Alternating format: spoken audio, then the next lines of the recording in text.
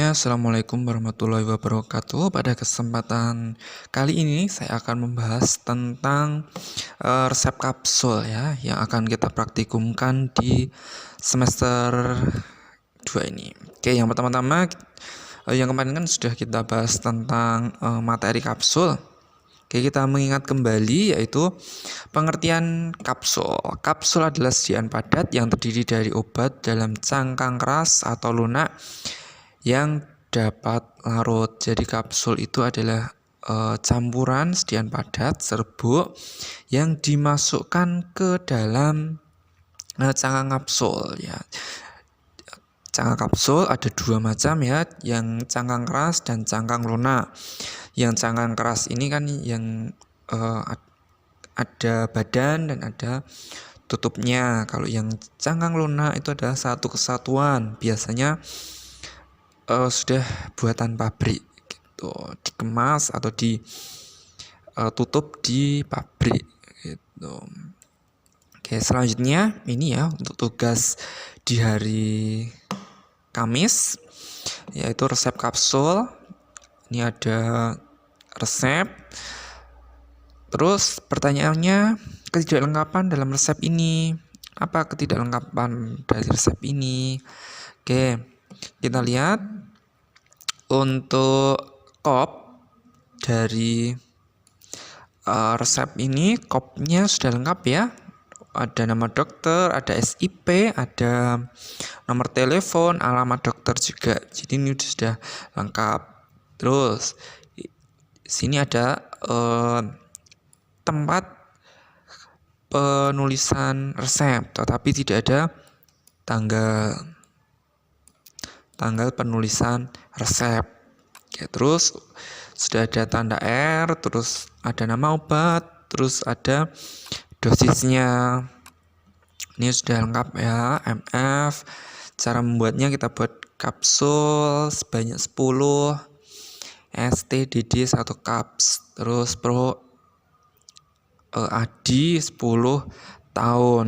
Yang tidak lengkap lagi adalah alamat pasien ya. Alamat pasien yang belum ada.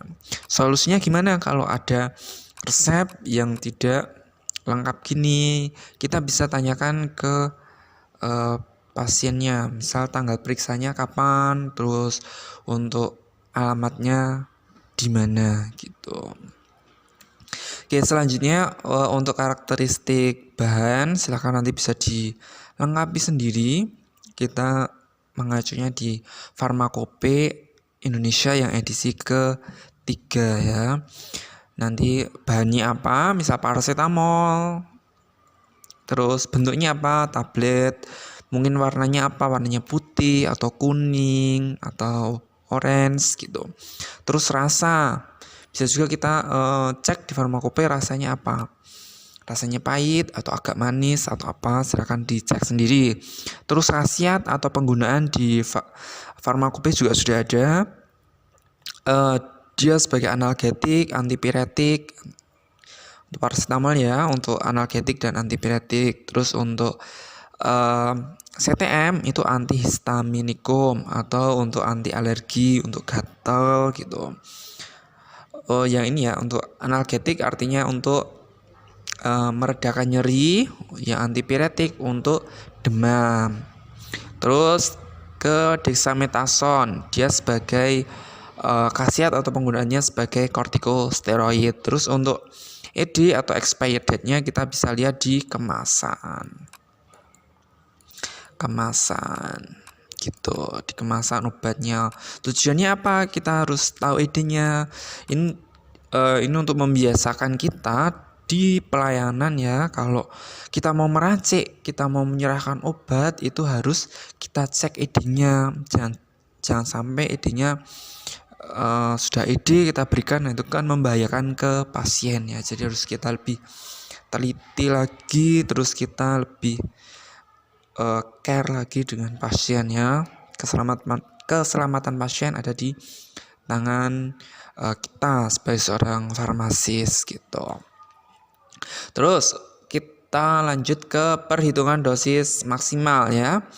perhitungan dosis maksimal yang ada dosis maksimalnya kan CTM. Untuk paracetamol dan Dexa itu tidak ada dosis maksimalnya, tapi adanya dosis lazim di Farmakope. Silakan bisa dicari sendiri di Farmakope. Terus untuk CTM ini sumbernya di Farmakope ya, silakan dicek sendiri.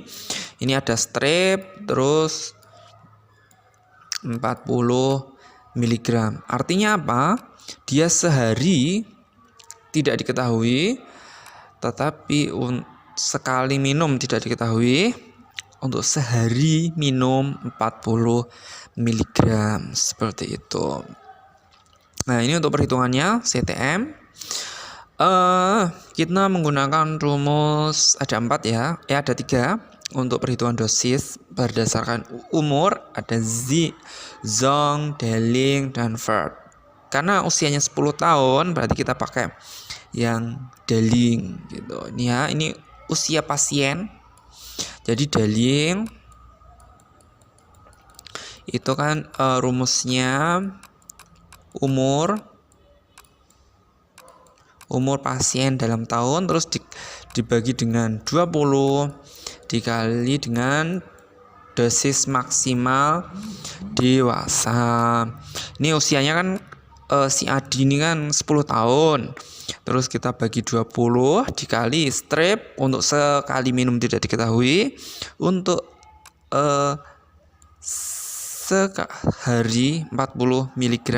Terus ini kan tinggal coret ya, atau dibagi, kosongnya dicoret, tinggal 1/2 atau setengah dari 40 mg. Setengah dari 40 mg adalah 20 mg. Jadi sekali minum tidak diketahui, untuk sehari 20 mg.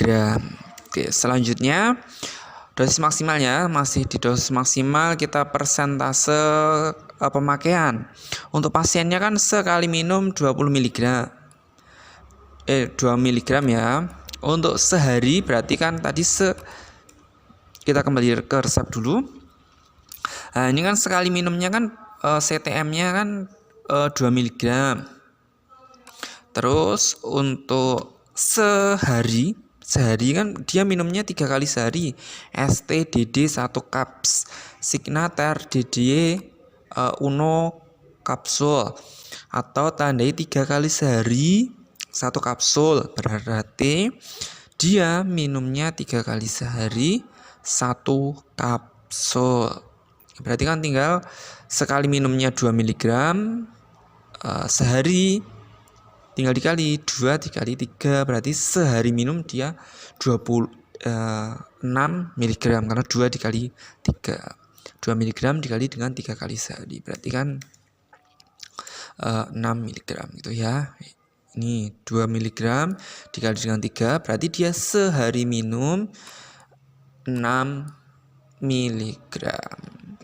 Yang bisa kita buat persentase hanya yang sehari minum, karena dosis maksimalnya yang diketahui hanya yang sehari minum. Jadi 6 mg dibagi dengan 20-nya ini dari perhitungan dosis maksimal ya. Jadi dosis maksimalnya setelah dihitung untuk usia 10 tahun itu 20 mg. Berarti 6/20 mg dikali dengan 100%. Ketemunya adalah 30%. 30% itu kurang dari 100 mg. Itu bisa diartikan adalah TOD, tidak overdosis. Yang penting dosisnya adalah kurang dari 100% ya. Kalau setelah di persentase agar dia tidak overdosis. Nah, gimana nih kalau pasiennya mendapat resep, ternyata setelah kita hitung dosisnya persentasenya lebih dari 100%. Gimana nih caranya? Silakan tulis di komentar ya. Jika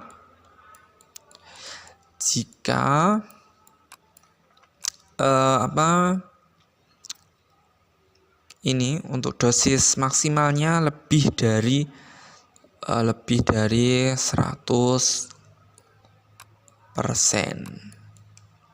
Itu apa yang akan terjadi? Kita sebagai seorang farmasis, apa yang harus kita lakukan? Silahkan tulis di kolom komentar. Siapa yang bisa menjawab nanti akan dapat nilai. Silahkan ditulis namanya siapa, terus pertanyaannya ya tadi, jika dosis maksimalnya DM-nya lebih dari 100%, apa yang harus kita lakukan sebagai seorang farmasis gitu. Silahkan tulis di komentar. Terus untuk perhitungan bahan, paracetamol tadi diresepkan 250 mg. Terus untuk bungkusnya atau kapsulnya kita membuat 10 kapsul. Jadi kita kali ya, 250 mg dikali dengan 10 bungkus dibagi 500. 500-nya ini dari mana? 500 mg ini dari potensi dari paracetamolnya. Potensi atau kekuatan dari paracetamolnya. Dia satu tablet paracetamol itu mengandung 500 mg. Jadi 250 mg kan tadi diresep, terus dikali dengan 10 kapsul dibagi dengan 500 mg potensinya. Ketemunya adalah 5 mg. Gitu, 5 mg ya. Mohon maaf, 5 tablet ya. Kita mencari berapa tablet paracetamol yang kita butuhkan. Ketemunya adalah 5 tablet. Oke. Begitu juga dengan dexamethasone. Dia di resep tulisnya adalah ini di resep ya. Di resep itu adalah 0,25 mg. 0,25 mg dikali dengan 10 kapsul ketemu, dan ini ya potensi dari dexamethasone satu tabletnya adalah 0,5 mg gitu. 0,5 mg sama dengan 5 tablet. Terus untuk CTM juga sama, dosis di resep 2 mg dikali dengan jumlah yang mau kita buat 10 kapsul dibagi dengan potensinya adalah 4 mg, ketemunya juga 5 tablet. Jadi semuanya 5 tablet gitu. Terus untuk bagaimana cara mencampur secara teoritis, kita kan harus mencampur dari jumlah yang kecil ke yang besar. Dari yang kecil ke yang besar. Terus ini gimana cara mencampurnya?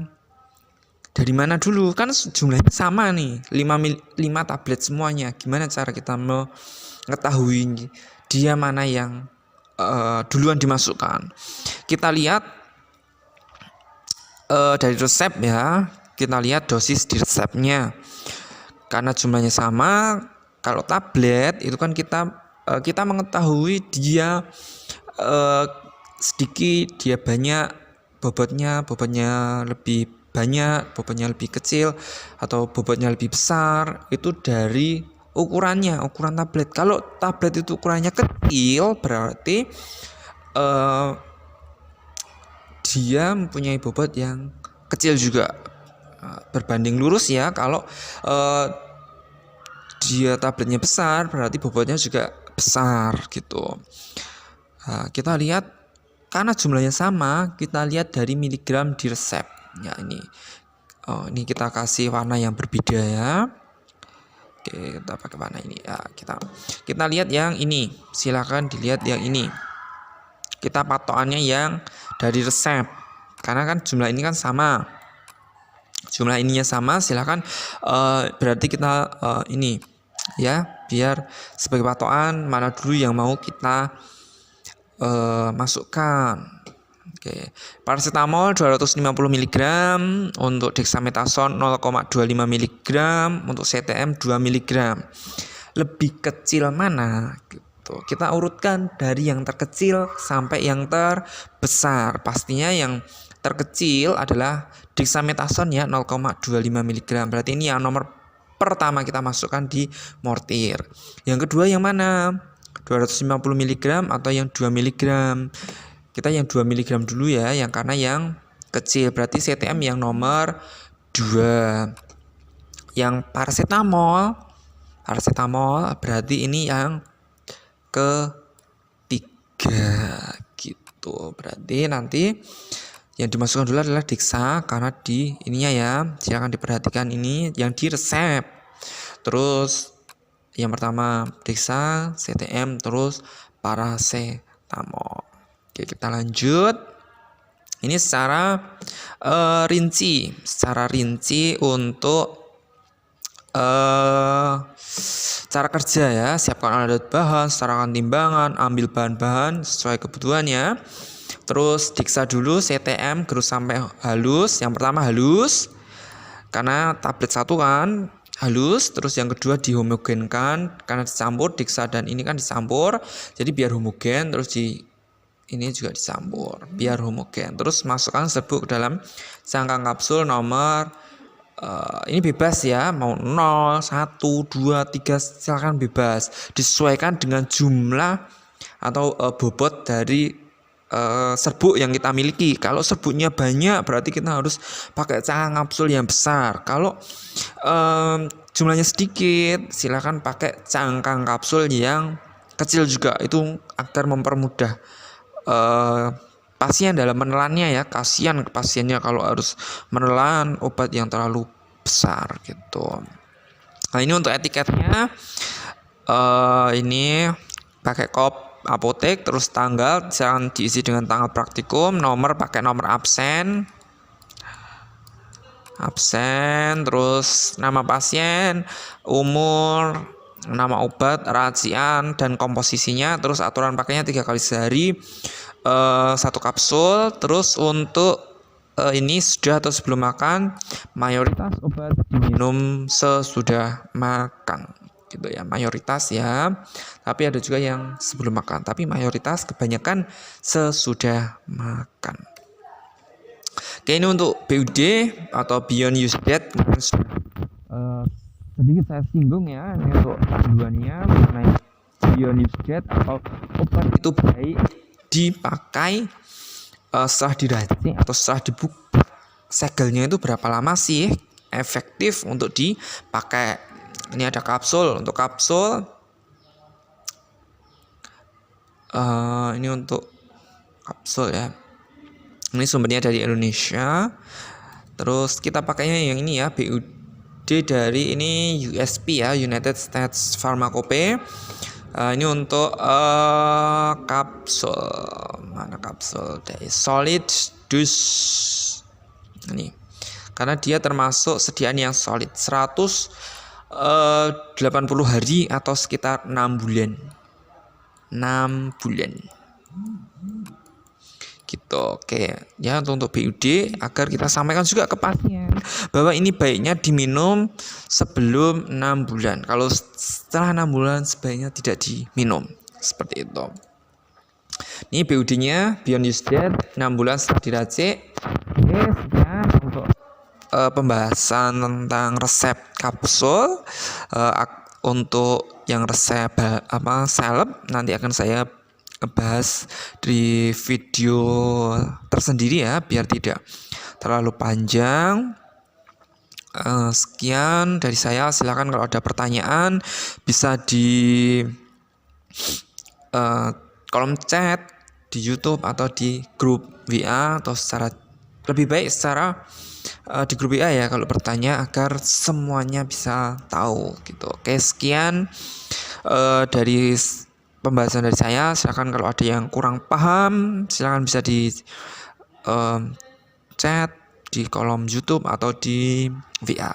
Oke, sekian dan jangan lupa untuk di like setiap video yang saya buat. Oke, sekian dari saya. Terima kasih. Wassalamualaikum warahmatullahi wabarakatuh.